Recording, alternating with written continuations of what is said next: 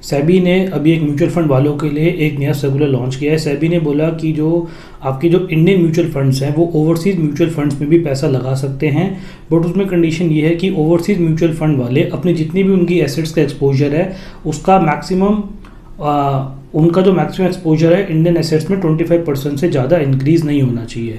इसके द्वारा सेबी ने एक रास्ता खोल दिया इंडियन म्यूचुअल फंड इंडस्ट्रीज़ के लिए कि वो ओवरसीज म्यूचुअल फंड का भी एक्सपोजर दे सकती है एंड वो अपने पोर्टफोलियो को डाइवर्सिफाई भी कर सकती है। इस नोटिफिकेशन को सेबी ने इमीडिएट बेसिस पर इम्प्लीमेंट करा है। साथ ही साथ में सेबी ने बोला है कि ओवरसीज इन्वेस्टमेंट फंड में आप जो भी बाहर इन्वेस्ट करेंगे वो आप एक सिंगल इन्वेस्टमेंट व्हीकल के थ्रू करेंगे, आप उसको डिफरेंट इन्वेस्टमेंट व्हीकल्स के थ्रू अपना पैसा वहाँ पे इन्वेस्ट नहीं करेंगे। इसी के साथ साथ सेबी ने बोला है कि जो भी पैसा उसमें लगेगा वो एक सिंगल पूल ऑफ अकाउंट के थ्रू लगेगा। ये नहीं कि जैसे सेग्रीगेटेड पोर्टफोलियो कॉन्सेप्ट आपको पढ़ाया था मैंने, जिसमें किसी भी अगर पोर्टफोलियो में डिफॉल्ट होता है तो उसको डेट इक्विटी एंड डेट का पोर्टफोलियो अलग किया जाता है। नहीं, इसमें आपका सेग्रीगेटेड पोर्टफोलियो कॉन्सेप्ट एप्लीकेबल नहीं होगा। डायरेक्टली आपको सिंगल चीज़ के थ्रू आपको उसमें पैसा बाहर अपना इन्वेस्ट करना पड़ेगा। ठीक है।